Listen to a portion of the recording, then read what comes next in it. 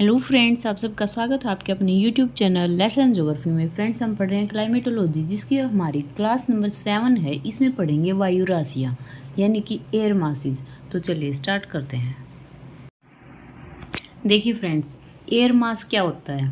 देखो, वायुमंडल के एक बहुत बड़े एरिया में वायु की सघन मात्रा के साथ ऊंचाई पर टेम्परेचर और आर्द्रता उस क्षेत्र में समानता होती है। ये वायु राशि सैकड़ों किलोमीटर तक फैली होती है। क्या होता है कि एक बहुत बड़े एरिया पर है ना, हवा होगी। क्या होगी? हवा होगी बहुत बड़े एरिया पर, जो कि सैकड़ों किलोमीटर एरिया में फैली हो सकती है।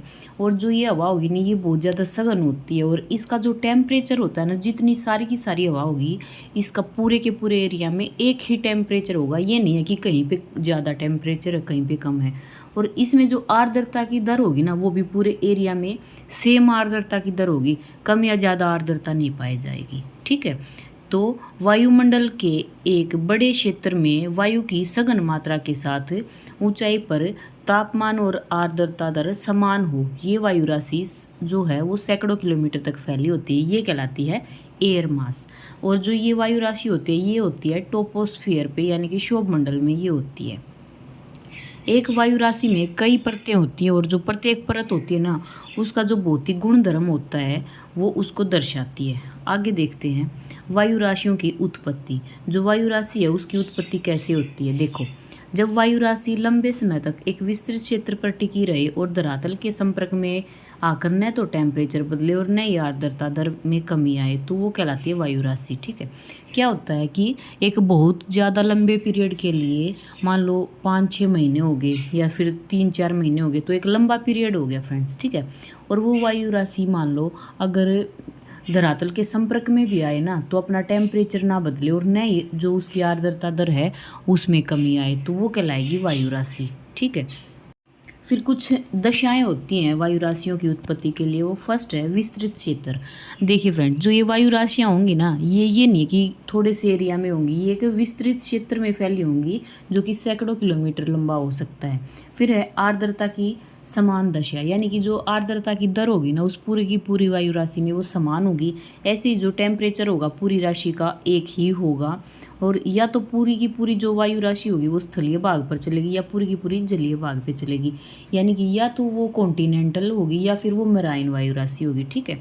नेक्स्ट है वायु का अभिसरण या फिर उसका फैलाव नहीं होना चाहिए। जो वायु राशि होगी उसका अभिसरण नहीं होता है। नेक्स्ट है वायुमंडलीय दशाएं लंबे समय तक समान हो, यानी कि जिस क्षेत्र में वायुमंडलीय दशाएं जो समान होती है ना, वहाँ पे इनकी उत्पत्ति होती है। नेक्स्ट है फ्रेंड्स, जो ये एयर मासेस होती हैं, इनकी क्या आवश्यकता है, हमें क्यों नीड है जो एयर मासेस है उनकी, कि ऋतु परिवर्तन जो होता है ना, उसके लिए ये एयर मासेस होती हैं, ये बहुत ही इम्पोर्टेंट होती हैं। और वायु राशि का जो नेचर होता है वो दो तरह से होता है, या तो गर्म वायु राशि होगी या फिर ठंडी होगी।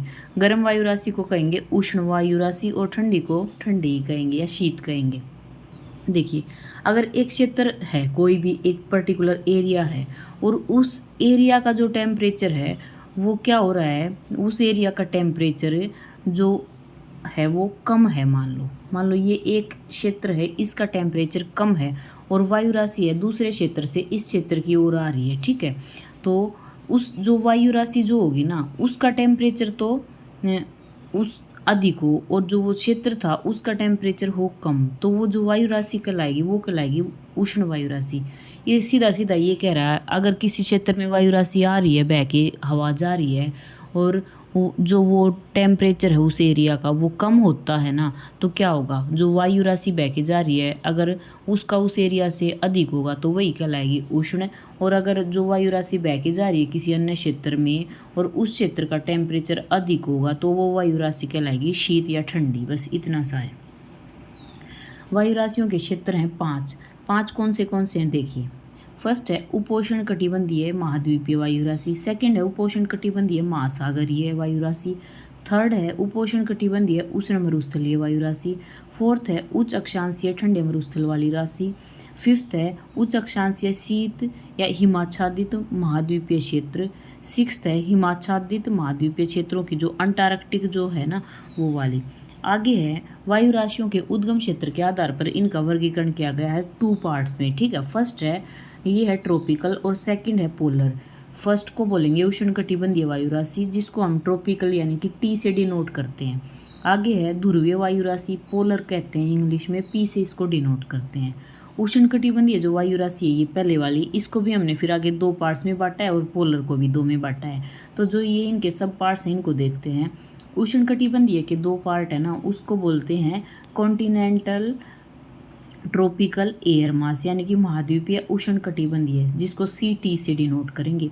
अगला है महासागरीय उष्णकटिबंधीय यानी कि मराइन ट्रॉपिकल एयर मास, इसको MT से डिनोट करेंगे। जो ये CT MT है ना ये फ्रेंड्स, ये आगे हमें सिंबल्स के रूप में पढ़ने हैं, इसलिए मैं आपको ये बता रही हूँ। आगे है जो ध्रुवीय वायु राशि है उसको भी 2 पार्ट्स में बांटा है, जैसे हमने इसको ट्रॉपिकल्स को बांटा था, इसको इसी तरह से महाद्वीपीय ध्रुवीय वायु राशि और महासागरीय ध्रुवीय यानी कि कॉन्टिनेंटल पोलर एयर मास और marine polar air mass CPMP, ये दोनों इस तरह से डिनोट की जाएंगी।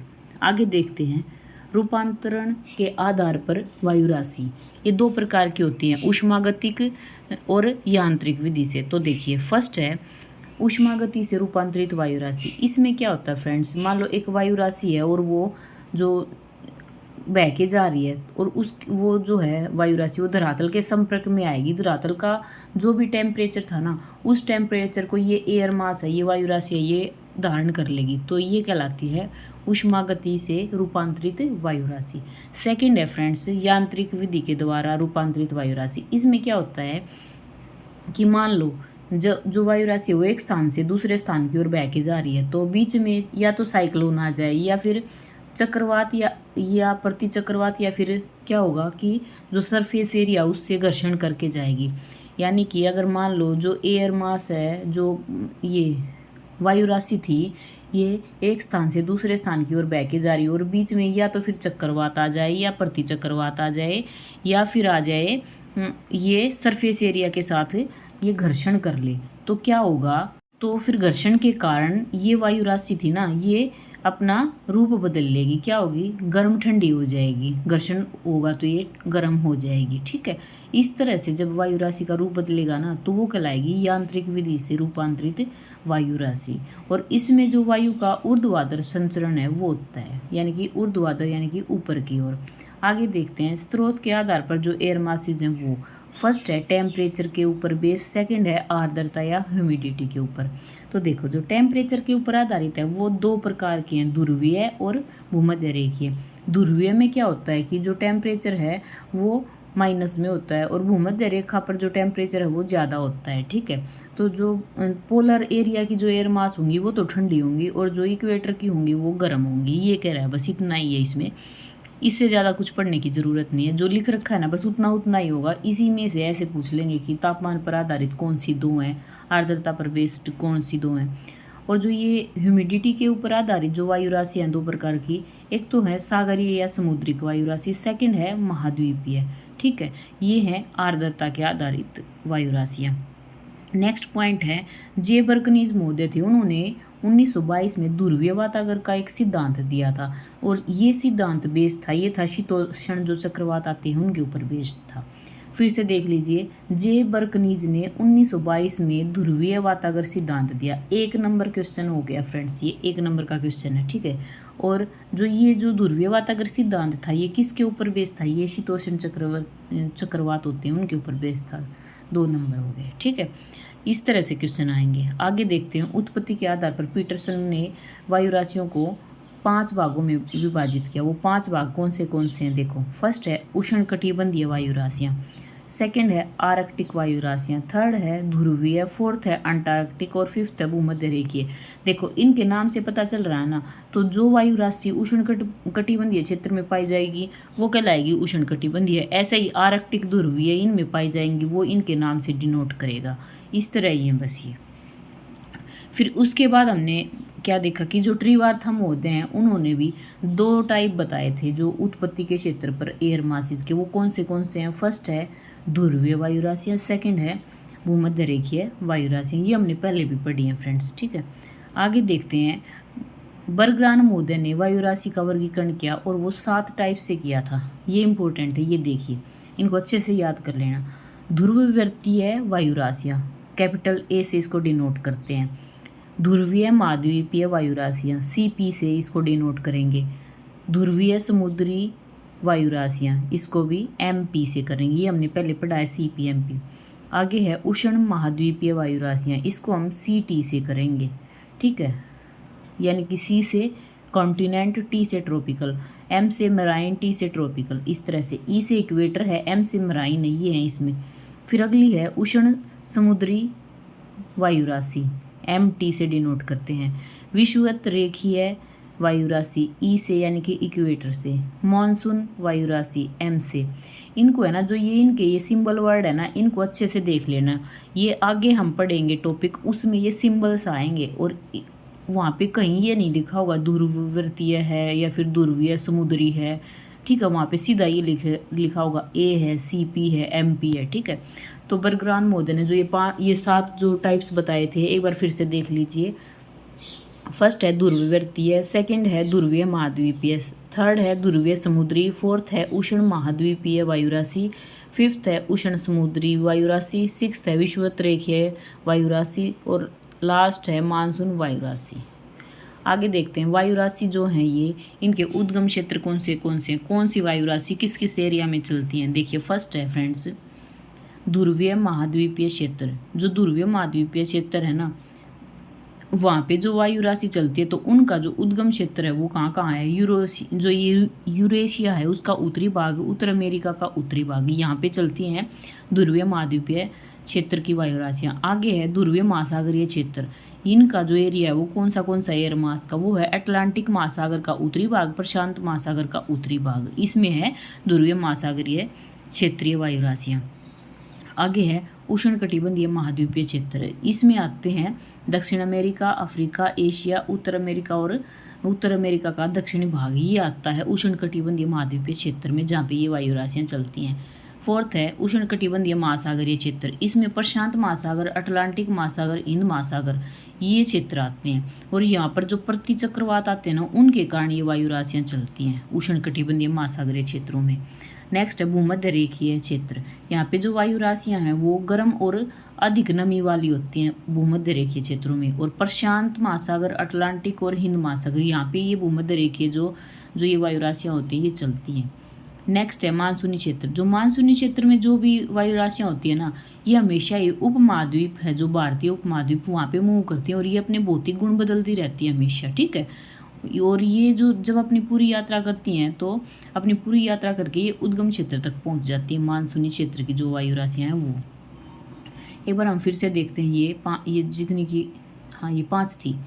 फर्स्ट वायु राशि का जो उद्गम क्षेत्र है वो है ध्रुवीय महाद्वीपीय क्षेत्र, यूरेशिया का उत्तरी भाग, उत्तर अमेरिका का उत्तरी भाग।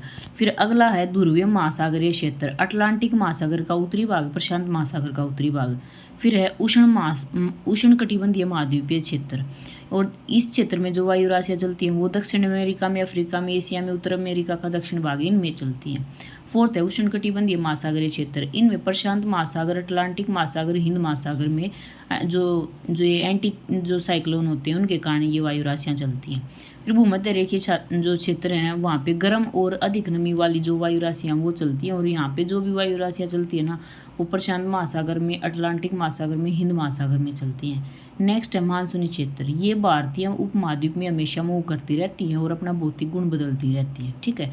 ये पढ़ी हमने ये 5 उद्गम क्षेत्र वायु राशियों के। देखिए फ्रेंड्स एक बार फिर से हम देख लेते हैं कि हमने क्या क्या पढ़ा है अब तक। हमने सबसे पहले पढ़ा एयर मास की, वायुमंडल के एक बड़े एरिया में वायु की सघन मात्रा में एक जो है वायु राशि होती है, और ऊंचाई पर तापमान जो होता है वो सेम पाया जाता है पूरी की पूरी वायु राशि में। ऐसे ही आर्द्रता दर भी सेम पाई जाएगी, और ये सैकड़ों किलोमीटर तक फैली होती है। ये क्षोभ मंडल में ये होती है, और इसकी जो दशाएं हैं वो हैं विस्तृत क्षेत्र में ये वायु राशि पाई जाती है, और पूरी की पूरी वायु राशि की आर्द्रता समान होती है, टेम्परेचर भी पूरी का समान होता है, और या तो पूरी राशि स्थलीय भाग पे होगी या पूरी राशि जलीय भाग पे होगी, और लंबे समय तक ये रहती है। ऋतु परिवर्तन के लिए वायु राशि जो होती है वो सहायक होती है। फिर हमने पढ़ा वायु का नेचर दो तरह की होती है, उष्ण और ठंडी वायु राशि। फिर हमने 5 क्षेत्र पढ़े थे जो कि उपोष्ण कटिबंधीय, महासागरीय, उपोष्ण कटिबंधीय, महाद्वीपीय वायु राशियाँ, उपोष्ण कटिबंधीय उष्ण मरुस्थलीय वायु राशि, उच्च अक्षांशीय ठंडे मरुस्थल की वायु राशि, उच्च अक्षांशीय शीत वायु राशि और हिमाच्छादित महाद्वीपीय क्षेत्र की वायु राशि। फिर उद्गम क्षेत्र के आधार पर हमने जो वर्गीकरण किया दो तरह से किया था, उपोष्ण कटिबंधीय वायु राशि और ध्रुवीय वायु राशि। उपोष्ण कटिबंधीय को टी से और ये ध्रुवीय या पोलर को पी से डिनोट करते हैं। उपोष्ण कटिबंधीय के दो भाग हैं, महासागरीय उष्ण कटिबंधीय और महासागरीय महाद्वीपीय उष्ण कटिबंधीय जिसको सी टी से और महासागरीय को एम टी से डिनोट करते हैं। फिर ध्रुवीय जो ये पोलर वायु राशि थी उसको हम पी से करते हैं डिनोट, और उसके दो पार्ट हैं, महाद्वीपीय ध्रुवीय वायु राशि यानी कि सीपी और महासागरीय एमपी। आगे देखा जो कि रूपांतरण के आधार पर जो वायु राशि है वो दो प्रकार की, ऊष्मा गति के से जो रूपांतरण होता है वो वायु राशि, जिसमें जो वायु राशि है वो धरातल का तापमान जो है उसको धारण कर लेती है। दूसरी थी यांत्रिक वायु राशि, यांत्रिक होती है उसमें कैसे रूपांतरण होता है कि चक्रवात आ जाए, प्रति चक्रवात आ जाए या फिर धरातल के घर्षण के कारण जो वायु राशि है वो अपना रूप बदलती है। फिर पढ़ा स्रोत क्षेत्र के आधार पर वायु राशि दो तरह की, तापमान आधारित और आर्द्रता आधारित। तापमान आधारित भी दो प्रकार की पड़ी, ध्रुवीय और भूमध्य रेखीय। आर्द्रता आधारित भी दो प्रकार की पड़ी, समुद्री या फिर सागरीय वायु राशि और महाद्वीपीय। फिर हमने पढ़ा जो बर्कनीज महोदय थे उन्होंने 1922 में ध्रुवीय वातागर सिद्धांत दिया था जो कि बेस था शीतोष्ण चक्रवात पर। फिर पीटरसन महोदय के द्वारा विभाजन पढ़ा उत्पत्ति क्षेत्र के आधार पर एयर मासेज का 5 प्रकार का। उष्ण कटिबंधीय वायु राशि थी ये आर्कटिक, ध्रुवीय, अंटार्कटिक और भूमध्य रेखीय, ये 5 प्रकार पढ़े पीटरसन के। फिर हमने ट्रिवार्था के उत्पत्ति क्षेत्र के आधार पर 2 प्रकार पढ़े वायु राशियों के, पहला था ध्रुवीय वायु राशि, दूसरा था भूमध्य रेखीय वायु राशि। फिर बर्गरान का जो कि इम्पोर्टेंट है 7 टाइप हैं वो पढ़े, ध्रुवीय वृत्तीय वायु राशि जिसको ए से डिनोट किया, ध्रुवीय महासागरीय वायु राशि को सी पी से डिनोट किया, ध्रुवीय समुद्रीय जो वायु राशि थी उसको एम पी से डिनोट किया, उष्ण महाद्वीपीय थी उसको सी टी से, उष्ण समुद्री को एम टी से, और जो विषुवतरेखीय ये वायु राशि है उसको इक्वेटर को ई से, मानसून जो वायु राशि उसको एम से डिनोट किया। फिर हमने उद्गम क्षेत्र पढ़े जिसमें ध्रुवीय महाद्वीपीय क्षेत्र, ध्रुवीय महासागरीय क्षेत्र, उष्ण कटिबंधीय महाद्वीपीय क्षेत्र, उष्ण कटिबंधीय महासागरीय क्षेत्र, भूमध्य रेखीय क्षेत्र और मानसूनी क्षेत्र, ये सब पढ़े हमने वायु राशि में। ये सारा का सारा टॉपिक हमारा वायु राशि का था। फ्रेंड्स अगर आपको अच्छा लगा हो तो लाइक, शेयर, कमेंट और सब्सक्राइब करना ना भूलिए। Okay friends, bye bye.